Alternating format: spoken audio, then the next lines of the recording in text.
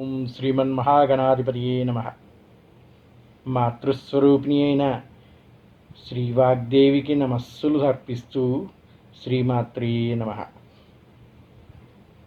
భగవద్బంధువులందరికీ ఈ శ్రావణమాస శుభపర్వదినాన మా నమస్సు మాంజల్లు తెలుపుతూ ఈరోజు అష్టాదశ శక్తిపీఠాల్లో అత్యంత ముఖ్యమైన ఒక శక్తిపీఠం గురించి వివరించుకునే ప్రయత్నం చేద్దాం. లక్ష్మీ స్వరూపంగా, సరస్వతీ స్వరూపంగా, గాయత్రీ పీఠంగా ఇలా చెప్పుకుంటూ పోతే ఆ త్రిశక్తుల యొక్క అనుగ్రహం కలిగినటువంటి అద్భుతమైన ఒక శక్తిపీఠం. అదిన మన యొక్క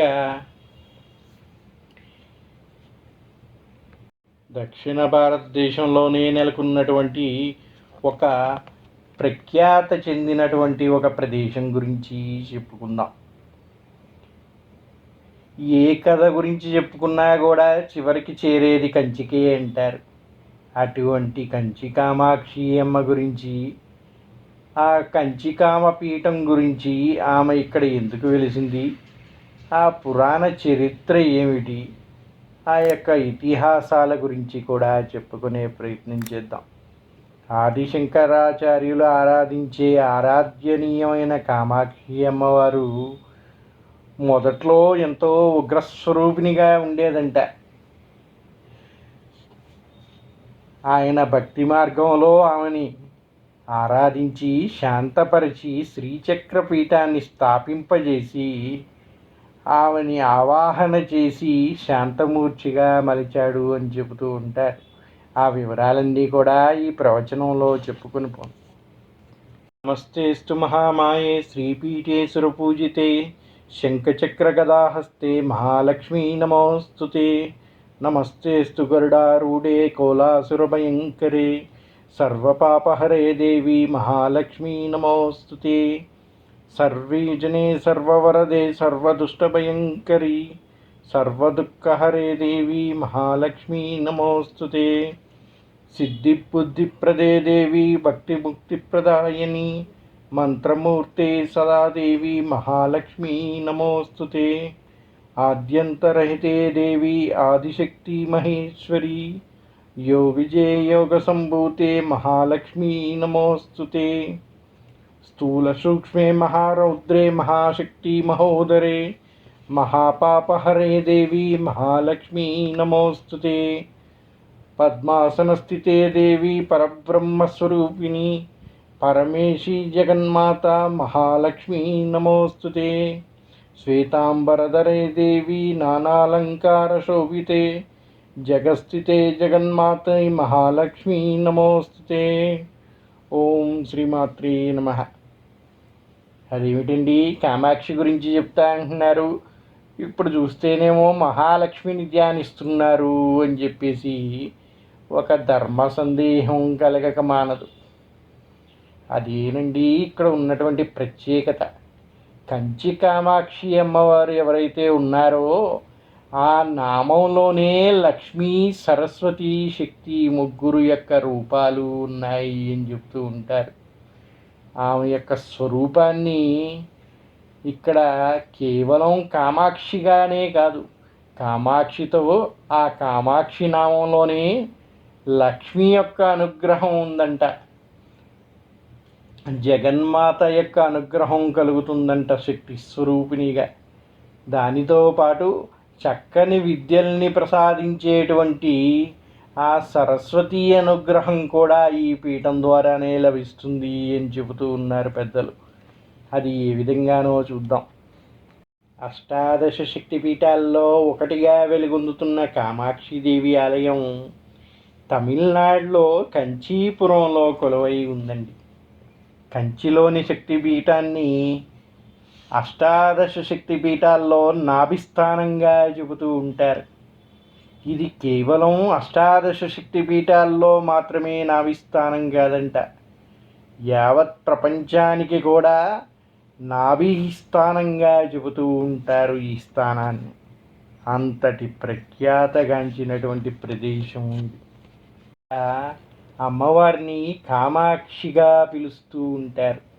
కామాక్షి అంటేనే మనం చెప్పుకున్నాం కదండి, అది కేవలం శక్తి స్వరూపిణి యొక్క నామం మాత్రమే కాదు, అందులో లక్ష్మీ సరస్వతీ శక్తి యొక్క రూమాలు ఇమిడి ఉన్నాయి ఆ నామాలు అని చెప్పుకున్నాం కదండి. అది ఏ విధంగా అంటే, కామాక్షిలో కా అంటే సరస్వతీ రూపం అంట, మా అనేది లక్ష్మీదేవి రూపం అంట, అక్షి అంటే కన్ను అనే అర్థంగా చెబుతూ ఉంటారు.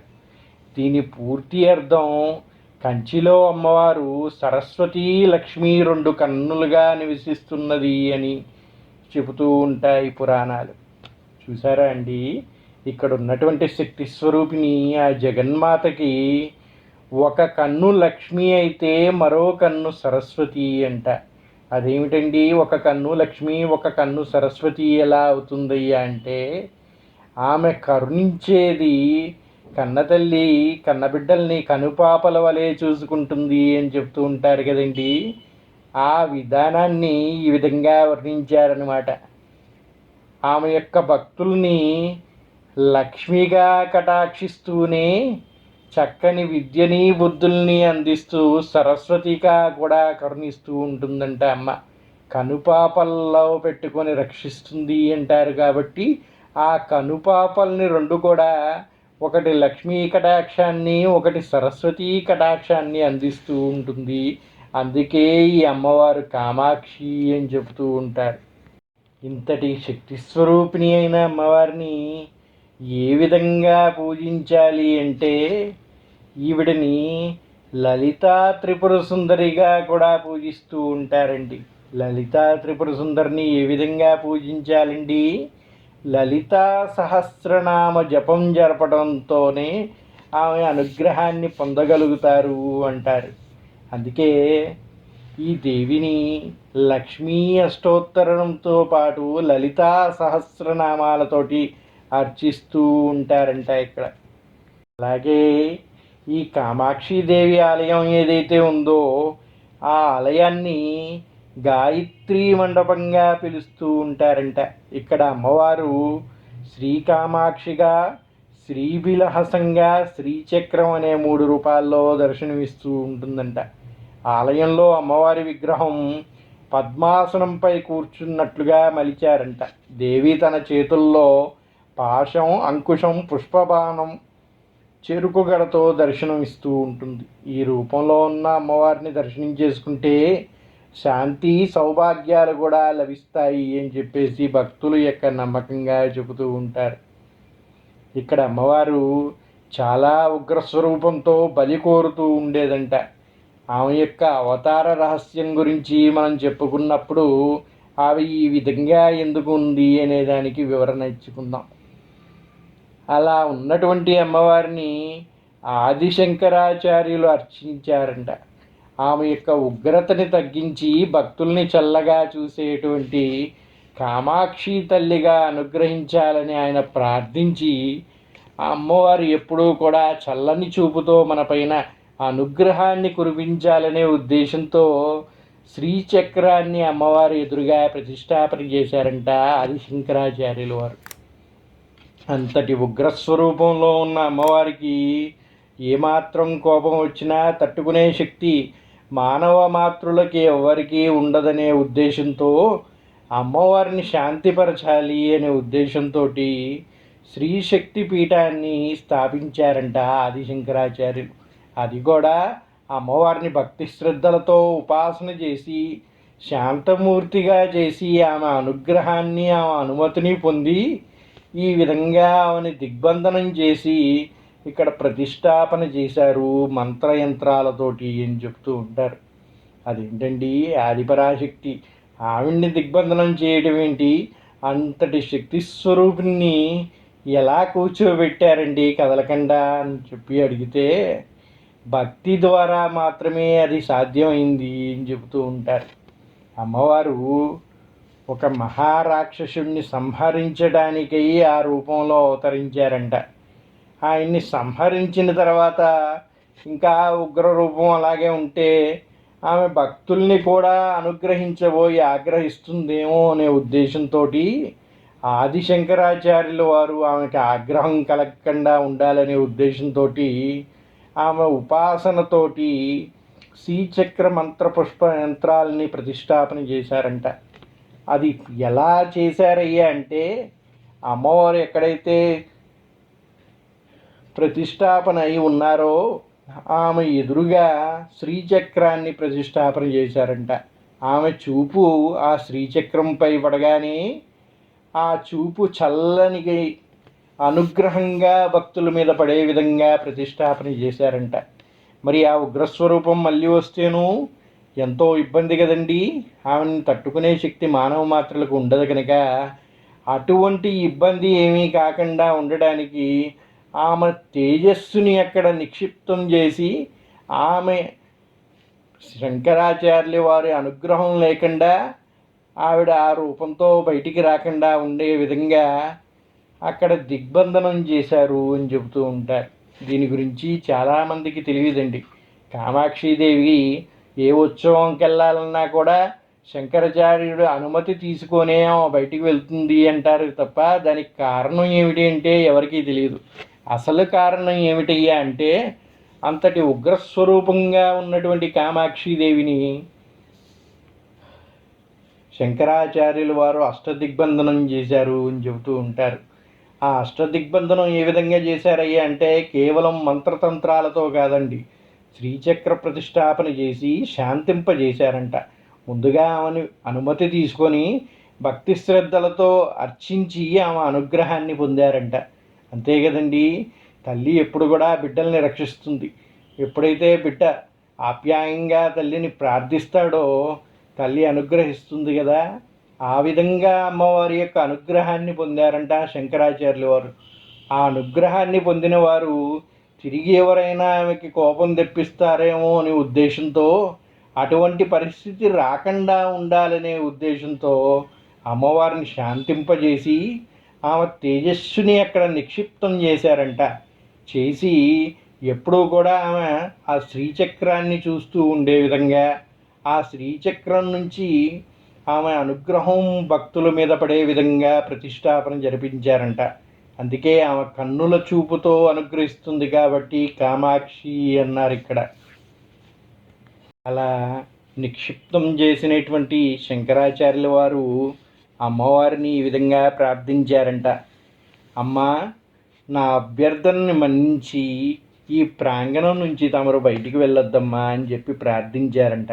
ఆ రోజు నుంచి కూడా అమ్మవారు బయటికి వెళ్ళాలన్నా ఏ ఉత్సవం జరిపించాలన్నా కూడా ముందుగా ఆ ప్రాంగణంలో ఉన్నటువంటి ఆదిశంకరాచార్యులు విగ్రహం దగ్గరికి వెళ్ళి ఆయనకి అభ్యర్థించి తర్వాత మాత్రమే బయటికి వెళ్తారు అని చెప్తూ ఉంటారు. ఈ రోజుకి కూడా ఆ కంచి కామాక్షి ఆలయంలో ఏ ఉత్సవం జరగాలన్నా అమ్మవారు ఊరేగింపుకి వెళ్ళాలన్నా ముందుగా ఆదిశంకరాచార్యుల వద్దకు వెళ్ళి ఆయన అనుమతిని పొందిన తర్వాత మాత్రమే అమ్మవారిని బయటికి తీసుకొస్తారు అని చెబుతూ ఉంటారు. అమ్మవారి గురించి చెప్పుకుంటే కామాక్షీదేవి ఇక్కడ 5 రూపాల్లో కొలువై ఉన్నారంట.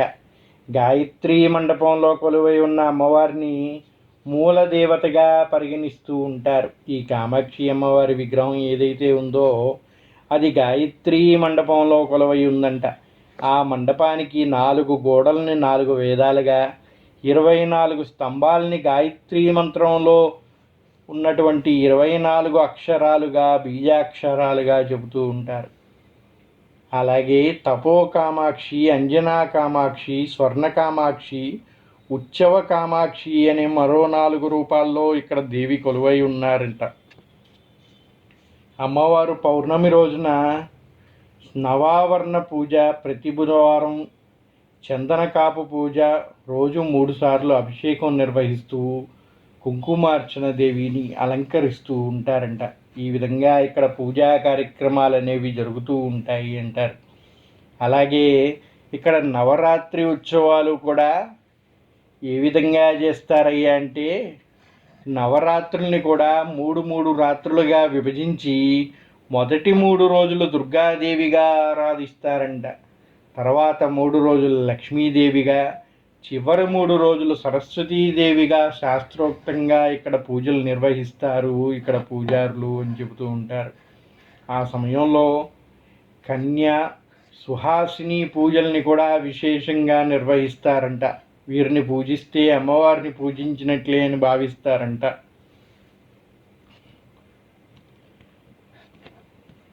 నేటి భక్తి మార్గాల్లో కానీ మనం చూసుకుంటే శైవం గురించి చెబుతూ ఉంటారు, వైష్ణవం గురించి చెబుతూ ఉంటారు. కానీ వీటన్నిటికీ పూర్వమే శక్తి ఆరాధన ఉండేదంట. అప్పుడంతా కూడా శాక్తేయుల వలె ఆ శ్రీశక్తి ఆరాధన జరిపిస్తూ ఉండేవారు అని చెబుతూ ఉంటారు. మీరు ప్రపంచవ్యాప్తంగా కానీ చూసుకుంటే అమ్మవారిని కానీ ఈ దేవతని కానీ వర్ణించేది శక్తి రూపంతో అని చెబుతూ ఉంటారు. అలాగా ప్రతి ఒక్క రూపం కూడా, ప్రతి ఒక్క మార్గంలో కూడా, భక్తి మార్గాలన్నీ కూడా దేవత అంటే ఒక శక్తి స్వరూపంగా మాత్రమే చూసేవారంట. ఆరాధనలను కూడా ఆ శక్తి స్వరూపినికే జరిపిస్తూ ఉండేవారంట. ఆ విధంగా శాక్తేయం ఏర్పడింది అని చెబుతూ ఉంటారు.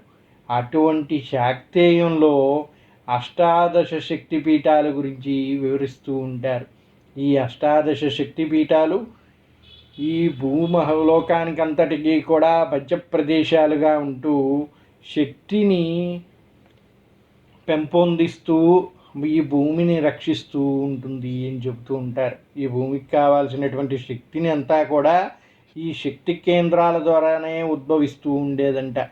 అటువంటి అష్టాదశ శక్తి పీఠాల్లో త్రిశక్తి పీఠాల గురించి మరింత గొప్పగా చెబుతూ ఉంటారు. ఎంతో ప్రాముఖ్యత కలిగినటువంటి ఆ శక్తి పీఠాల్లో కంచి కామాక్షి, మధుర మీనాక్షి, కాశీ విశాలాక్షిగా చెబుతూ ఉంటారు. అటువంటి 3 శక్తిపీఠాల్లో ఎంతో వైభవంగా కొలిచేటువంటి ఆ కంచి కామాక్షి యొక్క ఉద్భవం ఏ విధంగా జరిగింది అనే విషయం గురించి మనం ఇప్పుడు చెప్పుకుందాం.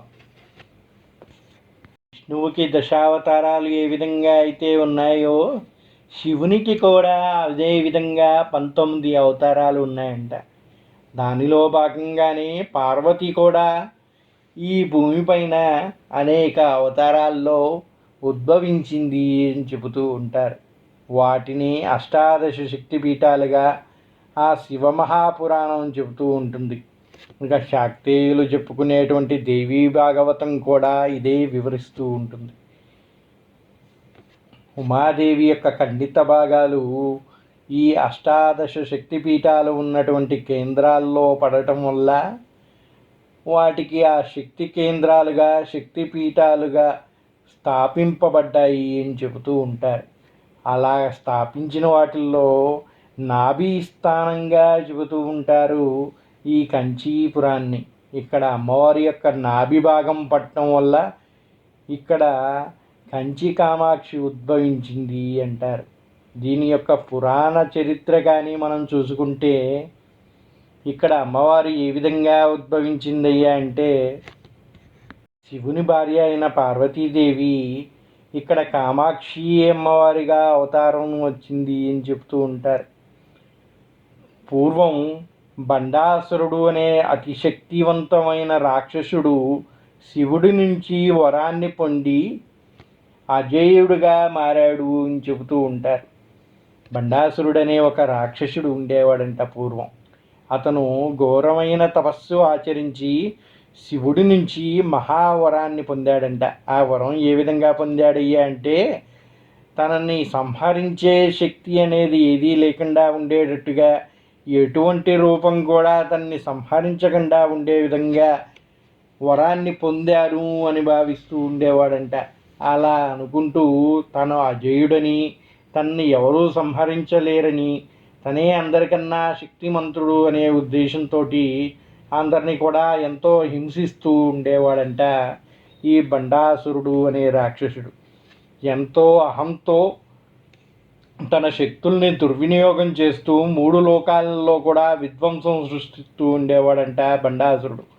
ఆ బండాసురుడు యొక్క దౌర్జన్యాల్ని భరించలేక దేవతలు మరియు ఇతర దేవలోక జీవులు మహర్షులు అందరూ కూడా పరిష్కారం కోసం బ్రహ్మ విష్ణు మరియు శివుడిని సంప్రదించారంట. బండాసురుడిని నియంత్రించడానికి ఆ శ్రీశక్తి యొక్క సహాయం కోరాలి అని చెప్పి ఈ త్రిమూర్తులు కూడా నిర్ణయించుకొని దేవతలందరికీ కూడా చెప్పారంట. శక్తి స్వరూపిణి ఎవరయ్యా అంటే సాక్షాత్తు శివుడిలో అర్ధభాగం అయినటువంటి అర్ధనారీశ్వరి అయిన పార్వతీదేవి, విష్ణువుని అనుగ్రహించేటువంటి శక్తి స్వరూపిణి శ్రీ మహాలక్ష్మి, బ్రహ్మకి విద్యనిచ్చేటువంటి శక్తి స్వరూపిణి సరస్వతిగా చెబుతూ ఉంటారు. ఈ మూడు రూపాలు కలిస్తేనే ఆ ఆది పరాశక్తి స్వరూపంగా చెబుతూ ఉంటారు. అటువంటి మహాశక్తిని ప్రార్థించగా వారిని అనుగ్రహించడానికి ఆమె కామాక్షి రూపంలో అవతరించి ఆ బండాసురుడిని వధించి ప్రపంచానికి శాంతిని పునరుద్ధరించింది అని చెబుతూ ఉంటారు. ఆ దేవతే కాంచీపురంలో నివసించాలని నిర్ణయించుకుందంట.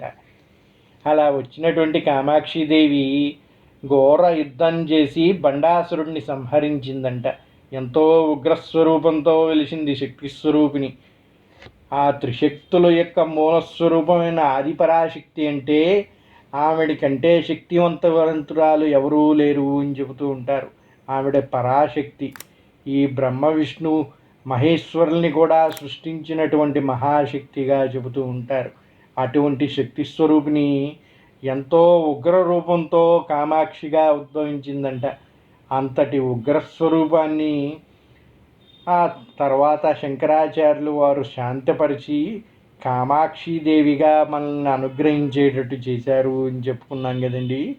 అలా అమ్మవారు ఈ కామాక్షిగా వచ్చినటువంటి అమ్మవారు బండాసురుడిని వధించిన తర్వాత తను ఇక్కడే నివసించాలని నిర్ణయించుకున్నారంట.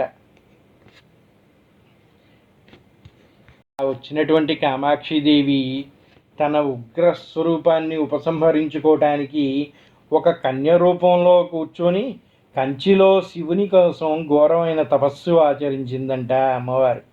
మట్టితో ఒక సైకిత లింగాన్ని ఏర్పరిచి ఆ శివుడిని ఆరాధించడం మొదలుపెట్టిందంట. నేటికి కూడా మనం కామాక్షి ఆలయానికి కొంచెం దూరంలో చూస్తే ఏకాంబరేశ్వర ఆలయం అనేది ఒకటి కనిపిస్తూ ఉంటుంది.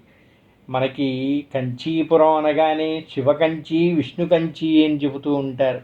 ఆ శివకంచి ఏ విధంగా ఉద్భవించిందయ్యా అంటే ఈ కామాక్షి అమ్మ శివుడి కోసం ఒక మామిడి చెట్టు కింద కూర్చొని ఘోరమైన తపస్సు ఆచరించిందంట.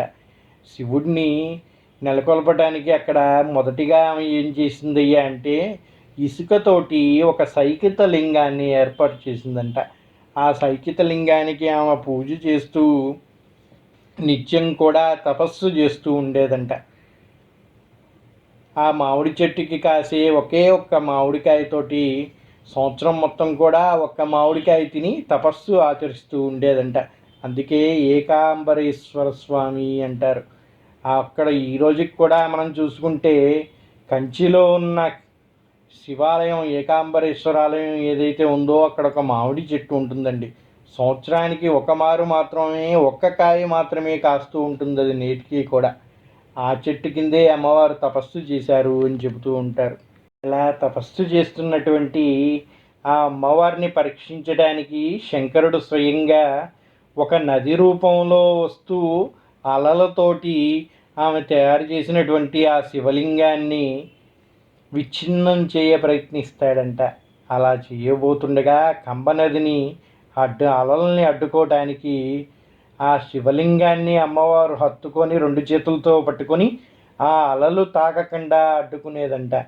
అలా ఎంతో భక్తితో ఆమె చేసే తపస్సుకు మెచ్చినటువంటి శంకరుడు స్వయంగా వచ్చి ఆవిడ్ని వివాహం చేసుకున్నాడు అని చెబుతూ ఉంటారు. నేటికి కూడా అక్కడ ఏకాంబరేశ్వరాలయంలో కామాక్షి అమ్మకి ఆ శంకరుడికి వివాహం జరిపిస్తూ ఉంటారు. ఇక్కడ విచిత్రమైనది ఏమిటి అంటే మనం ఏ ఆలయంలో చూసుకున్నా అమ్మవారి విగ్రహం ఉందంటే శంకరుడు కానీ శివలింగం కానీ ప్రతిష్టాపన జరిగి ఉంటుంది. కానీ ఈ కంచి కామాక్షి ఆలయంలో చూసుకుంటే అమ్మవారు మాత్రమే కొలువై ఉంటారు ఆలయంలో. అక్కడి నుంచి ఒక 2 కిలోమీటర్ల దూరంలో మాత్రమే ఈ ఏకాంబరేశ్వర ఆలయం ఉంటుంది. ఆ సన్నిధిలో అమ్మవారు రూపం చేతులతో చేసినటువంటి సైకిత లింగం నేటికి కూడా దర్శిస్తూ ఉంటుంది. ఇక్కడ ఉన్న విచిత్రమైన విషయం ఏమిటంటే, ఆ రోజు ఆ అలలు తాకకుండా అమ్మవారు కౌగిలించుకొని 2 చేతులు అడ్డు పెట్టడం వల్ల ఆమె చేతికి ఉన్నటువంటి ఆ గాజులు, ఆ చేతి స్పర్శ తగిలి ఆ శివలింగానికి ఆ అచ్చులు పడ్డాయంట. నేటికి కూడా శివలింగంలో అమ్మవారి యొక్క గాజులు అచ్చుల్ని చూడవచ్చు అని చెబుతూ ఉంటారు. అటువంటి సైకిత లింగం ఇన్ని యుగాలు గడుస్తున్నా, ఇంతకాలం అయినా కూడా నేటికి కూడా సైకిత లింగం ఏమాత్రం రూపు మారకుండా అదే విధంగా ఉండటం ఆ శక్తి స్వరూపిణి యొక్క అనుగ్రహంగానే చెబుతూ ఉంటారు. ఇంతటి మహిమాన్వితమైన ఆలయం కామాక్షి ఆలయం. ఈ కామాక్షి ఆలయం ఎంత గొప్పదయ్యా అంటే, ఆదిశంకరాచార్యులు వారు ఎన్నో పీఠాలు నెలకొల్పి ఎన్నో ప్రదేశాలకి తిరిగి ఆఖరికి కామాక్షి చింతనే తను ఉంటాను అని చెప్పి ఈ కంచిలోనే తుది శ్వాస వరకు ఉన్నారు, ఇక్కడే సమాధి చెందారు అని చెబుతూ ఉంటారు. అంతటి పవిత్రమైన ప్రదేశం ఈ కంచి కామాక్షి నిలయం. ఈ అమ్మవారి కనుల యొక్క అనుగ్రహ వీక్షణాలు మనందరిపైన ఉండి ఆమె యొక్క అనుగ్రహం కలిగి అందరం కూడా సుభీష్టంగా సుఖాలతోటి సంతోషంగా ఉండాలని ప్రార్థిస్తూ ఓం శ్రీమాత్రే నమః. సర్వే జనా సుఖినో భవంతు. స్వస్తి. మా స్పేస్ తరపున మరొకమారు అందరికీ కూడా మా నమస్సులు తెలియజేస్తూ ఉన్నాం. మా ఈ ప్రయత్నాన్ని మెచ్చిన వారటువంటి వారందరూ కూడా మా ఈ ఛానల్ని 10 మందికి తెలియచేయాలని ఈ ఛానల్ని సబ్స్క్రైబ్ చేసి మరికొందరు మిత్రులకు షేర్ చేయటం వల్ల మేము చేసే ఈ ప్రయత్నం 10 మందికి అంది ఈ చారిత్రక కథనాలు కానీ మన యొక్క సాంప్రదాయాలు కానీ అందరికీ అందించే అవకాశం కల్పించాలని ప్రార్థిస్తూ ఉన్నాం. కనుక మేము చేసే ఈ చిరు ప్రయత్నంకి మీ అందరి సహకారం లభిస్తుంది అని ప్రార్థిస్తూ, అందరూ కూడా మర్చిపోకుండా మీ యొక్క సూచనల్ని కూడా మాకు తెలియజేస్తూ ఏమన్నా అభివృద్ధి జరిపించాల్సి ఉంటే మీ సలహాలు సూచనలు కూడా స్వీకరించడానికి సిద్ధంగా ఉన్నామని చెప్తూ ఉన్నాం. కనుక మమ్మల్ని కొంచెం ప్రోత్సహించడానికి ఈ ఛానల్ని సబ్స్క్రైబ్ చేయండి. అలాగే మా ప్రయత్నం మీకు నచ్చినట్టయితే లైక్ చేయండి. ఇంకా 10 మంది మిత్రులకి తెలియజేసే విధంగా ఈ ఛానల్ని మీ వాట్సాప్, ఇన్స్టాగ్రామ్ ద్వారా ఇంకా 10 మందికి షేర్ చేయాల్సిందిగా ప్రార్థిస్తూ ఉన్నాం. మా స్పేస్ తరపున మరొకమారు అందరికీ కూడా మా నమస్సులు తెలియజేస్తూ ఉన్నాం. మా ఈ ప్రయత్నాన్ని మెచ్చిన వారటువంటి వారందరూ కూడా మా ఈ ఛానల్ని 10 మందికి తెలియచేయాలని ఈ ఛానల్ని సబ్స్క్రైబ్ చేసి మరికొందరు మిత్రులకు షేర్ చేయటం వల్ల మేము చేసే ఈ ప్రయత్నం 10 మందికి అంది ఈ చారిత్రక కథనాలు కానీ మన యొక్క సాంప్రదాయాలు కానీ అందరికీ అందించే అవకాశం కల్పించాలని ప్రార్థిస్తూ ఉన్నాం. కనుక మేము చేసే ఈ చిరు ప్రయత్నంకి మీ అందరి సహకారం లభిస్తుంది అని ప్రార్థిస్తూ, అందరూ కూడా మర్చిపోకుండా మీ యొక్క సూచనల్ని కూడా మాకు తెలియజేస్తూ ఏమన్నా అభివృద్ధి జరిపించాల్సి ఉంటే మీ సలహాలు సూచనలు కూడా స్వీకరించడానికి సిద్ధంగా ఉన్నామని చెప్తూ ఉన్నాం. కనుక మమ్మల్ని కొంచెం ప్రోత్సహించడానికి ఈ ఛానల్ని సబ్స్క్రైబ్ చేయండి. అలాగే మా ప్రయత్నం మీకు నచ్చినట్టయితే లైక్ చేయండి. ఇంకా 10 మంది మిత్రులకి తెలియజేసే విధంగా ఈ ఛానల్ని మీ వాట్సాప్, ఇన్స్టాగ్రామ్ ద్వారా ఇంకా 10 మందికి షేర్ చేయాల్సిందిగా ప్రార్థిస్తూ ఉన్నాం.